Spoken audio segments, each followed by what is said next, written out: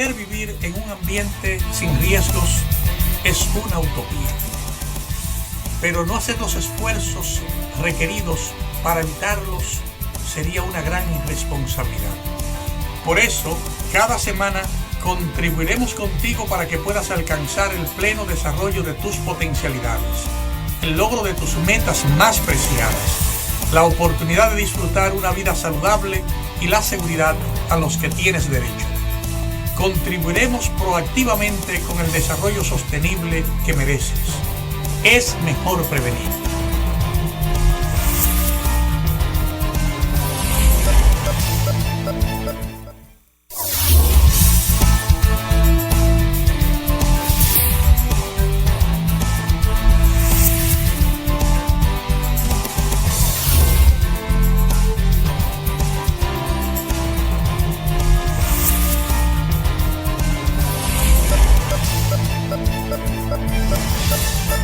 Saludos amigos, bienvenidos a esta entrega de la Utopía Riesgo Cero, que nos reúne hoy en una ocasión muy especial, un día previo a una fiesta nacional, a una fiesta que debe movilizar a todo el país, a todas las fuerzas vivas del país, las fuerzas comunitarias, las fuerzas familiares, las fuerzas del Estado, las fuerzas de los que aspiran a ser parte del Estado y también la fuerza de aquellos que no logren alcanzar ser fuerza del Estado. En la Utopía Riesgo Cero, hoy, día previo a las elecciones generales de nuestro país, queremos dedicar el día a reconocer cómo las pasiones, ayudarnos a identificar cómo las pasiones, las ambiciones, las frustraciones y las esperanzas se han mezclado permanentemente en nuestro territorio desde mucho antes de los tiempos que normalmente contamos en nuestra historia. Cómo la ambición y la aspiración de vivir en tranquilidad y en paz hace 1000 años a los aborígenes que vivían en el sur les inspiró y les motivó a movilizarse hacia el norte, saltando de isla en isla en frágiles canoas para alcanzar el espacio, el idílico espacio constituido en un momento determinado como la isla denominada la Hispaniola, Quisqueya o Haití, por las muchas aguas o por las tierras altas que en ellas cohabitan, hasta llegar a nuestros tiempos, 500, 600, 1500 años después, cuando vemos las mismas pasiones, las mismas aspiraciones, las mismas esperanzas e inquietudes motorizar toda la geografía nacional en pos de conseguir alcanzar aspiraciones o metas no siempre bien intencionadas, como ha pasado en múltiples ocasiones en nuestra historia,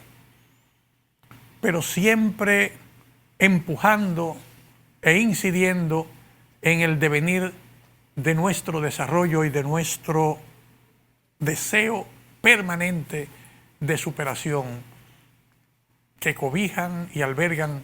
cada una de nuestras generaciones que comparten, que coexisten en un tiempo determinado. Vamos hoy a hacer un breve recorrido por esa larga historia, analizando precisamente cómo esas emociones humanas cohabitan y coexisten y han sido capaces a lo largo de ese tiempo, en cada periodo,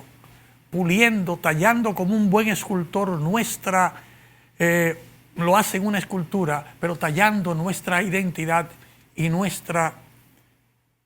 formación que hoy nos define como dominicanos de pura cepa. No se vayan, queridos amigos, porque en breve entraremos en materia en esta entrega de la Utopía Riesgo Cero.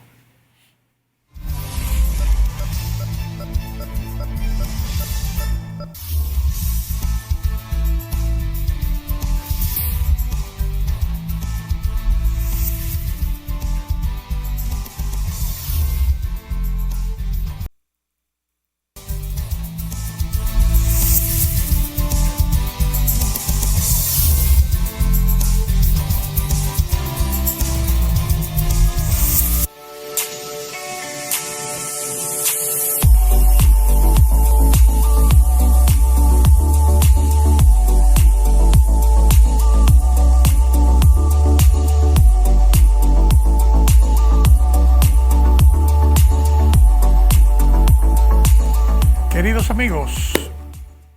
recorriendo la historia, queremos iniciar fundamentalmente el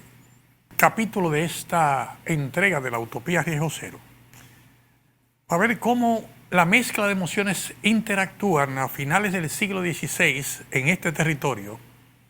cómo la alegría, la algarabía de los españoles que llegaban a estas tierras maravillados por la frondosidad, por la salud y la belleza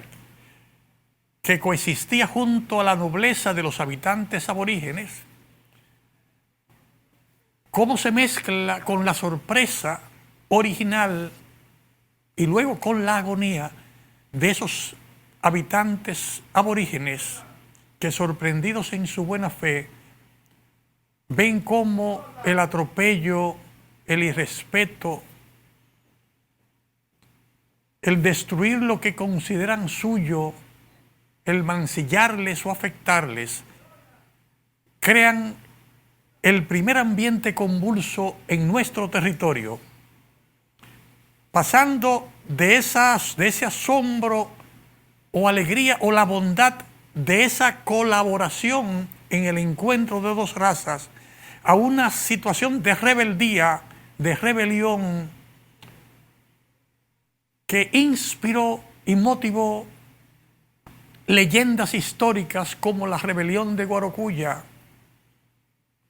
como el sufrimiento y la persecución y el asombro y la miseria que siguió a la ambición y supuesta bonanza de los colones que, recién descubiertas las tierras, se ven colmados de honores y de riquezas que luego son arrebatadas por las propias ambiciones que se generan en el nuevo imperio que crece. Esa mezcla de ambiciones que no son permanentes, de una gente, cómo una gente pasa del éxito y de la gloria y del reconocimiento colectivo al abandono y a la persecución. Colón es el mejor ejemplo, igual que líderes aborígenes que, creyendo que traicionando a sus hermanos o intercambiando sus joyas por los espejos que brillan, van a alcanzar el logro de sus aspiraciones, y de pronto conocen el sabor de la traición y de la derrota, y por qué no sufren al ver el exterminio de su pueblo por un trato inhumano que muchas veces vemos cruzar de la defensa arropada del manto místico religioso para proteger al niño abandonado o al niño huérfano del padre que, siendo esclavo, fue eliminado, hasta ver la rebelión que genera en esas generaciones nuevas que surgen, inspirada en las luchas de sus ancestros, para generar toda una movilización en estos territorios multidireccional. Desde los primeros asentamientos agroindustriales del continente, en las partidas de ingenios de Nigua, ese paraje, ese territorio que era un paraje del distrito, de la ciudad capital, de la ciudad de Santo Domingo, ese paraje delimitado por los caudalosos ríos Nigua, el caudaloso río Nizao, en todo lo que es el territorio de lo que hoy es la provincia de San Cristóbal, que vio surgir y desarrollarse todas y cada una de las principales rebeliones que se desataron a principios del siglo XVI y a lo largo de ese centurio, dando nombre y dando forma física a la indignación que sufrían aquellos que sometidos a una ignominiosa esclavitud, luego de ser vendidos como esclavos desde sus tierras originarias, transportados, amarrados en galeras, porque era la forma que tenía el imperio en esa época de costear el costo, de cubrir el costo del barco que venía hacia nuestras tierras a buscar oro, azúcar o madera. Para que ese viaje fuera rentable, para que pudiera venía cargado de la materia prima necesaria. Esos negros africanos que eran secuestrados y comprados en sus tierras para ser vendidos aquí como esclavos. Y tan pronto llegaban, inspirados por las luchas iniciadas y guiados por las técnicas que desarrollaban, ser capaces de mezclar ese deseo de superación, de sobrevivir, de mantener la pureza, de mantener la vivencia de sus experiencias, de sus tradiciones, se entremezclaban con la algarabía y el sufrimiento a veces de los grupos que venían del norte, que cruzaban el gran mar, el océano Atlántico, escapando de las epidemias que mataban a sus poblaciones, a sus familias en las orillas de los ríos, en Londres, en Francia, en Italia, en Alemania o en España, en busca de las tierras promisorias que les iban a permitir sobrevivir, liberados del yugo de la monarquía absoluta, que aunque libres vivían como siervos en peores condiciones que los esclavos de nuestros territorios, porque no tenían las condiciones de saneamiento que les permitiesen sobrevivir. O sea, se mezclan ese deseo de sobrevivir con el que llega del otro lado del océano, con el que está aquí luchando por sobrevivir también del yugo y de la opresión a que era sometido por la ambición extrema de los dominantes, de los representantes de los diferentes imperios, porque debemos decir que era de todos los imperios que vieron en estas tierras, en sus riquezas, en sus gentes, la posibilidad de afianzarse, de consolidar su monarquía en Europa y con esa consolidación imponerse unos a otros, mientras entre telones se manejaban matrimonios y alianzas entre monarquías de diferentes países para intentar sobrevivir y no desangrarse en las guerras tradicionales que se desarrollaban. Las luchas, esa lucha imperial que se refleja y que refleja el maestro, el profesor Juan Bosch en nuestra isla, como una lucha que se reflejó desde el mismo inicio del siglo XVI, una lucha que fue tejiéndose en los 2 siglos siguientes, haciendo enfrentamientos en nuestra tierra, haciéndonos creer a nosotros que era un enfrentamiento entre nosotros, cuando realmente era un enfrentamiento, era una frontera imperial la que se estaba tejiendo en nuestro territorio. Las ambiciones de otros, los sufrimientos de nuestra gente y las posibilidades aprendidas a base de la experiencia y el sufrimiento de unos y otros,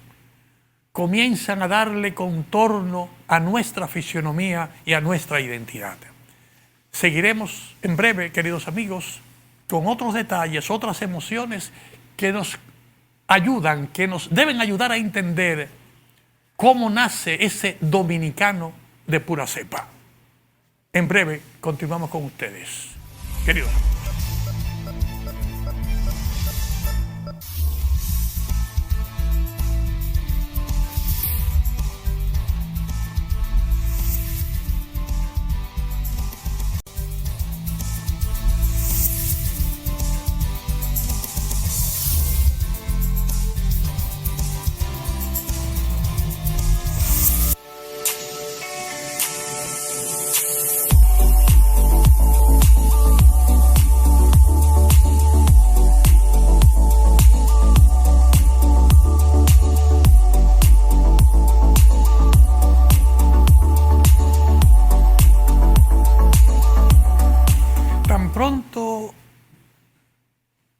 cómo nace, cómo sucede, cómo se desarrolla ese encuentro entre culturas en nuestro territorio. Tan pronto como un español enamorado se revela de la decisión de mantenerse en la ciudad amurallada para mudarse con la aborigen amada que le inspira y le motiva y que le enseña no tan solo sus secretos personales, sino los secretos de la entraña de su tierra. Tan pronto como se dan las interrelaciones entre las diferentes poblaciones que se establecen, como la dedicación y el compartir de ese europeo que viene en búsqueda de fortuna o de vida o de salud, porque no hay aspiraciones alcanzables en sus tierras, en sus países nativos, mientras en el nuevo continente brotan por doquier posibilidades del alcance de lo que se desea, y que en ese proceso se da una interrelación íntima, estrecha, entre todos aquellos navegantes de los mares de una u otra etnia, piratas, llamados unos siendo soldados nobles por otros, corsarios que defendían los mandatos del ejército de su reino y que se juntaban en nuestras tierras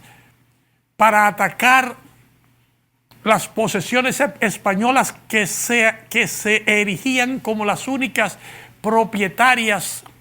por mandato divino de las nuevas tierras en las que se encontraban, mientras que la lucha de poder que se desarrollaba entre las monarquías europeas en el hoy territorio múltiple de Europa se reflejaba en nuestras tierras con enfrentamientos, sobre todo navales, y de escapadas y escondites que se desarrollaban en su máximo esplendor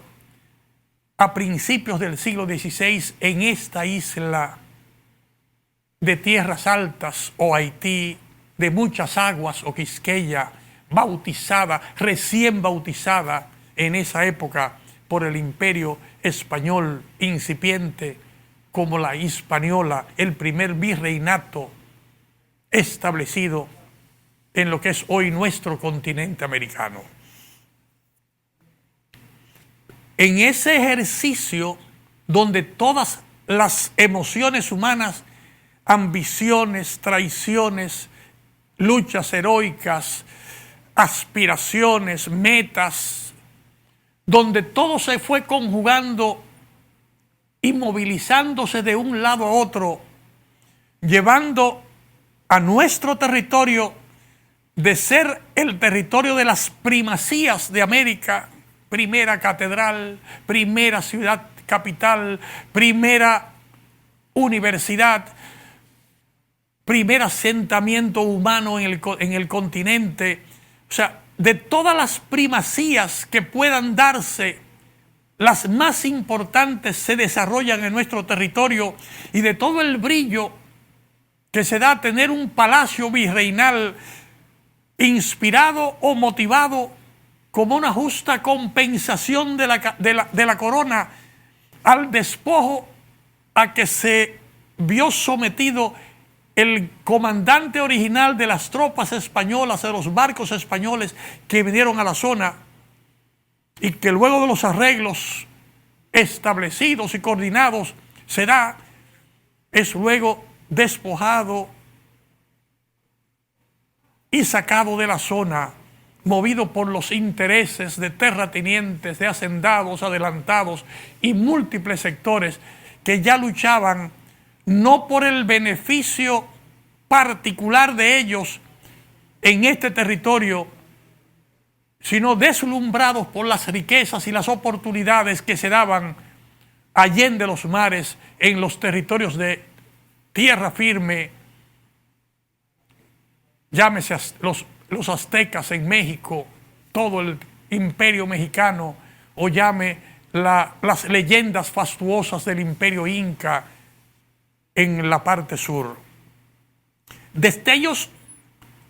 que deslumbraron de tal manera al imperio español y a sus representantes que soslayaron y despreciaron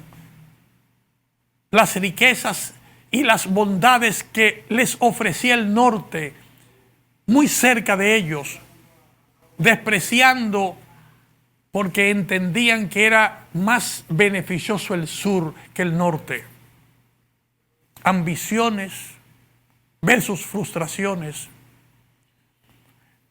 fatídicas decisiones versus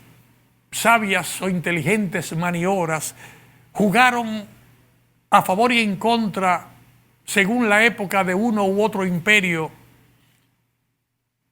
pagando nosotros en esta isla el precio de los enfrentamientos que se daban entre el imperio español y el imperio inglés, entre el imperio inglés y el imperio francés, o entre el imperio español y el imperio francés. Se fluctuó de tal manera esa lucha de intereses que a principios del siglo XVII la inteligencia emocional del gobernador de turno, un Osorio que indiscutiblemente se constituyó en una tragedia, en una azarosa tragedia para el imperio español, porque destruyó todas las poblaciones del oeste de la isla y del norte de la isla, las más florecientes, con el pretexto de que él desde la capital, desde su asiento en la Capitanía General, en la zona colonial de Santo Domingo, no podía controlar esos territorios que no paraban de negociar y de trabajar y de manipular permanentemente con barcos piratas o barcos corsarios en contra del mandato que daba la corona española, dando origen en esa decisión histórica del gobernador Osorio al asentamiento de los imperios inglés y francés en nuestras costas abandonadas, porque se les facilitaba no tan solo las bondades de los puertos existentes, sino la posibilidad de que todos aquellos que se habían liberado en las luchas iniciadas en el territorio de la partida de ingenios del río Nigua, de las partidas ingenios de Nigua, léase la palabra, entre el río Nizao y el río Jaina, todas esas poblaciones que siguieron el ejemplo del cacique Guarocuya, bautizado como Enriquillo, se establecieron siguiendo sus estrategias militares en la parte occidental de la isla, viviendo en libertad, en capacidad de comercializar con aquellos que reconocían su libertad. Y se comienza a desarrollar de manera formal esa incorporación de múltiples culturas conviviendo y participando de una manera activa y efectiva en el territorio de nuestra isla. Negros esclavos, blancos españoles, blancos ingleses, blancos franceses, mulatos, de toda esa convivencia que se daba en nuestro territorio al ritmo de los tambores que identifican nuestra identidad nacional hoy, se desarrolló toda una etnia particular que constituye hoy lo que significa, lo que nos identifica fundamentalmente a nosotros como dominicanos de pura cepa en todo ese periodo del siglo XVI y siglo XVII. Ahí nace la semilla de esa identidad cultural dominicana. Al mismo tiempo, comienza a desarrollarse la semilla de lo que debe ser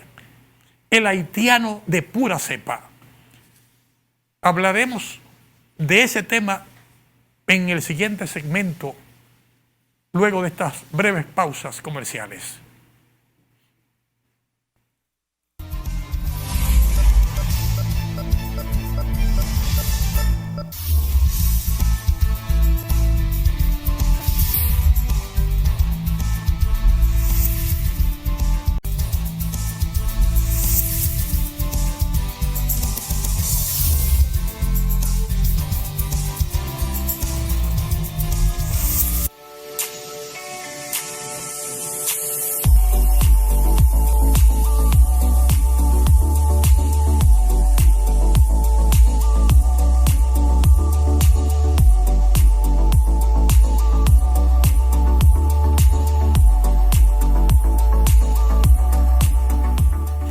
Queridos amigos, la posición geopolítica de la isla española, como se le conoció luego de su nombre aborigen de Quisqueya o de Haití, tiene tanto valor que fue en su momento aprovechado por el Imperio español para convertirla en el centro de todas sus expediciones, por donde arrancaban y salieron las expediciones españolas que terminaron controlando todo el territorio centroamericano, México centroamericano y casi todo el territorio sudamericano.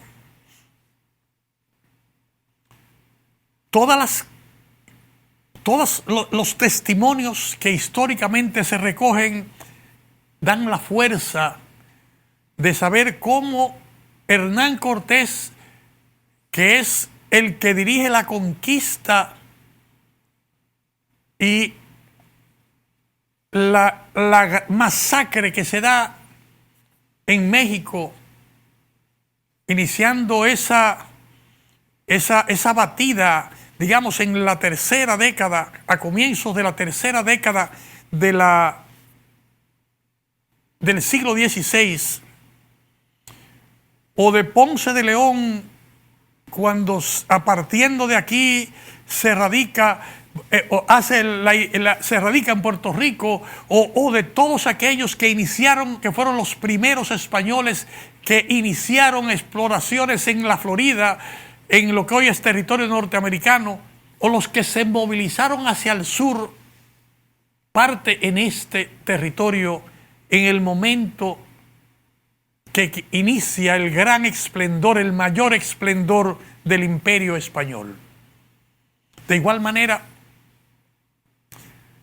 para ese ejemplo solamente basta ver las memorias de Hernán Cortés trabajando como secretario en la comunidad de Azua, que era el segundo poblado de importancia en el sur de la isla, luego del muelle del puerto de Santo Domingo en la zona colonial. Luego, cómo la vida da vueltas y apoyada y orientada por líderes piratas que habían hecho su tarea en el continente americano, sobre todo sobreviviendo en el territorio de nuestra isla, como el imperio inglés, que sufría en una lucha permanente contra el imperio español, la persecución de los españoles, cómo cambia su suerte luego de la derrota en la batalla de la Armada Invencible, en esa antiestratégica ofensiva de la Armada Invencible española, entrando en la ría del Támesis para ocupar el imperio francés, y cómo la reina Isabel the Great, Isabel la Grande, la Magnífica de esa época, logra convertir al imperio inglés en la principal fuerza política del mundo, porque construye, gracias a los aportes que traen los barcos piratas desde este territorio hacia Europa, que llevan desde este territorio hasta Europa los recursos para poder construir la famosa Armada inglesa, que le permite ser el imperio más grande conocido hasta esa época, con la leyenda posteriormente de una de sus sucesoras, de que en el imperio inglés no se ponía el sol. Les invito a ver el testimonio de la reina Elizabeth en esa época, en la película Elizabeth the Great, cuando ella dice de propia voz que gracias a los aportes de ese pequeño aporte que llevaban los piratas, con el 20% de ese aporte, Inglaterra fue capaz de pagar su deuda externa para la época y construir su imperio. La magnificencia, la importancia del imperio inglés y su poderío nace, florece, gracias a los aportes que se desarrollan y que se vinculan a lo ocurrido en este continente, pero sobre todo a las interacciones con nuestro territorio insular. Basta ver cómo las emociones que se desarrollan y se interactúan en las luchas para la época entre franceses e ingleses, luchando denodadamente por ser el imperio sucesor de los españoles, y que se imponen en guerras permanentes unos a otros y en luchas con los españoles, independientemente de las alianzas que se generan. Basta ver la tragedia que sufre nuestra isla, la población que se resistía a la lucha por la independencia, la que se imponía una lucha contra la esclavitud en nuestra isla, antes que en ningún otro territorio de América, y que es capaz de generar una reacción violenta de esa población que vive en la parte occidental de la isla, que se siente traicionada por los franceses, que en un momento recibieron el apoyo de todos esos combatientes que estaban en la isla y que vivían en libertad, y que negros, mulatos y blancos que habían luchado contra el imperio español, apoyando el asentamiento de la colonia reconocida posteriormente como el Haití francés, como al iniciarse y desarrollarse esa lucha permanente a raíz de la independencia que se da en las 13 colonias en el norte, cómo se ven traicionados por los franceses y se genera una casi aniquilación de todos los blancos, de todos los mulatos que permanecían o que cohabitaban en ese territorio que era el Haití francés al oeste de nuestra isla. y que yo les invito a ver, a leer a Isabel Allende en una isla en el fondo del mar, para que podamos tener un testimonio brillantemente recogido y narrado de cómo se dan esas interacciones entre los amos franceses que cohabitaban, que se regocijaban con las parejas disponibles dentro de sus pertenencias de esa época, porque habían asumido de una manera cruel y sangrienta el tema de la esclavitud, que ya no existía desde un siglo antes en este territorio, con la soberbia de que era un imperio dominante y que la decadencia que afectaba a el gobierno español en la isla les daba la posibilidad de tomar la isla, de recibir como un premio esta isla en respuesta a lo acordado en el Tratado de Basilea en el 1795, luego de la caída de Barcelona en manos de los franceses. Esa soberbia que recoge Isabel Allende en respuesta a la agresión desconsiderada contra esa población que había hecho tantos aportes para ganar su libertad en la isla, por un lado, da origen a ese sentimiento patriótico nacional que existe en nuestro vecino país de Haití, y que nosotros debemos reconocer que es la lucha de ese sentimiento de ser un haitiano de pura cepa, que está identificado en su territorio, que reconoce que su territorio, su país Haití, es un país que merece reconocimiento por sus aportes a la libertad. Igual que nosotros, que en un momento fuimos también considerados como parte de ese territorio por la alianza del Tratado de Basilea, por las diferencias culturales e históricas, nos convertimos y consolidamos nuestra posición de ser dominicanos de pura cepa. Dos países que estamos condenados, que estamos obligados a vivir, a convivir, a coexistir en este territorio como un pájaro de dos alas o como un matrimonio sin divorcio, según han descrito estadistas de ambos países en ocasiones ya establecidas.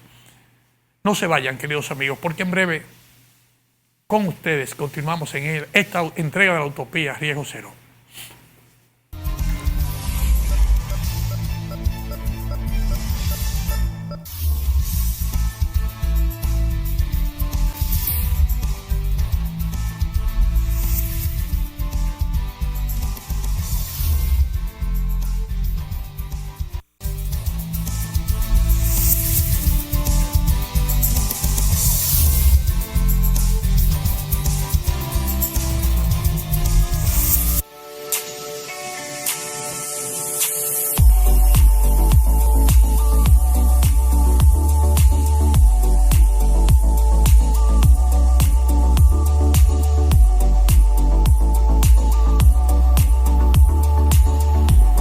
Queridos amigos,